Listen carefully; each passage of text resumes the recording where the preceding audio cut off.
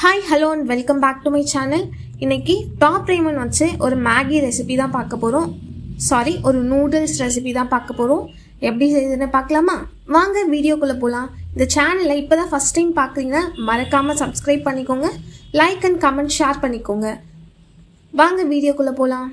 நான் இப்போ top ramen மேகியை வந்து 10 ரூபா பேக்கெட் 2 எடுத்து வச்சுருக்கேன். இந்த காய்கறி கேரட், பீன்ஸ், கேபேஜ், அது கூட ஆனியன், இஞ்சி, பூண்டு, பச்சை மிளகாய் இதையும் வந்து தட்டி எடுத்து வச்சுருக்கேன். நான் வீடியோவில் காமிச்ச மாதிரி காய்கறியை நீட்டாக ஸ்லைஸ் பண்ணி எடுத்துக்கோங்க. இப்போ ஒரு வானொலி எடுத்து அதில் பட்டர் இல்லை வந்து ஆயில் கூட யூஸ் பண்ணிக்கோங்க. இப்போ நீட்டாக கட் பண்ணி எடுத்து வச்சுருக்க ஆனியன் இதில் ஆட் பண்ணிக்கலாம்.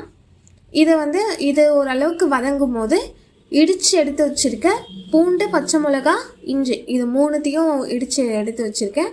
அதையும் இது கூட சேர்த்து ரொம்ப வதங்கணும்னு இல்லை, ஓரளவுக்கு இந்த அளவுக்கு ஒரு கண்ணாடி பதம் வந்தால் போதுமானது. இந்த நேரத்தில் நம்ம நீட்டாக கட் பண்ணி எடுத்து வச்சுருக்கோம்ல கேரட், பீன்ஸ், அப்புறம் கேபேஜ் இது மூணுத்தையும் வந்து இது கூட ஆட் பண்ணிக்கலாம். இந்த அளவுக்கு இதையுமே ரொம்ப குக் பண்ணணும்னு இல்லை, ஓரளவுக்கு குக் ஆனால் போதும். இந்த அளவுக்கு நல்லா குக் ஆனதும் அந்த காய்க்கு மட்டும் தேவையான அளவுக்கு நம்ம சால்ட் ஆட் பண்ணிக்கிறோம். ஏன்னா ஆல்ரெடி டேஸ்ட் மேக்கர்லேயும் வந்து நமக்கு என்ன கொடுத்துருப்பாங்கன்னா உப்பு ஆட் பண்ணியிருப்பாங்க, நூடுல்ஸ்லேயுமே உப்பு இருக்கும். ஸோ தேவைக்கு ஏற்ப போட்டுக்கோங்க. உங்களுக்கு தனி மிளகாய்த்தூள் வேணும்னா போட்டுக்கோங்க, இல்லாட்டி வேண்டாம். ஒரு சின்ன பேக்கெட் மேகிக்கு 190 ml தண்ணி, நான் 2 பேக்கெட் எடுத்துருக்கேன், அதுக்கேற்ற மாதிரி தண்ணி ஊற்றிருக்கேன். இந்த அளவுக்கு கொதிக்கும் போது நம்ம டேஸ்ட் மேக்கரை நூடுல்ஸ் ஆட் பண்ணணும்.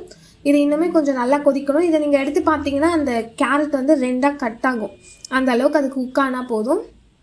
இந்த மேகியை வந்து நீங்கள் உடைக்காமல் அப்படியே நீட்டாகவே ஆட் பண்ணிக்கோங்க. அது சாப்பிடும்போது இன்னுமே நல்லாயிருக்கும், நல்லா லாங்காக இருக்கும் எடுத்து சாப்பிட்டேன். இதை வந்து இந்த அளவுக்கு நல்லா உடைக்காமல் கூட வந்து கிளறி விட்டுக்கோங்க. இப்போ அதில் கொடுத்துருக்க டேஸ்ட் மேக்கரை வந்து இதில் ஆட் பண்ணிக்கலாம். டேஸ்ட் மேக்கரை ஆட் பண்ணிவிட்டு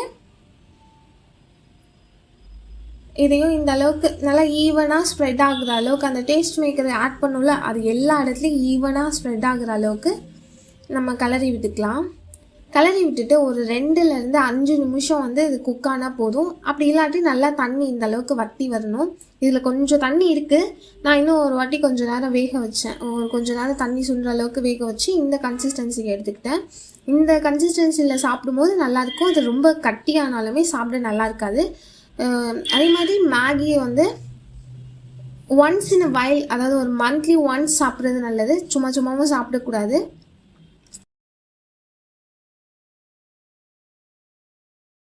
இதை செஞ்சு பார்த்துட்டு எப்படி இருந்துச்சுன்னு கமெண்ட்டில் சொல்லுங்கள். இந்த வீடியோ பிடிச்சிருந்தா இந்த சேனலை சப்ஸ்கிரைப் பண்ணிக்கோங்க. தேங்க்ஸ் ஃபார் வாட்சிங்.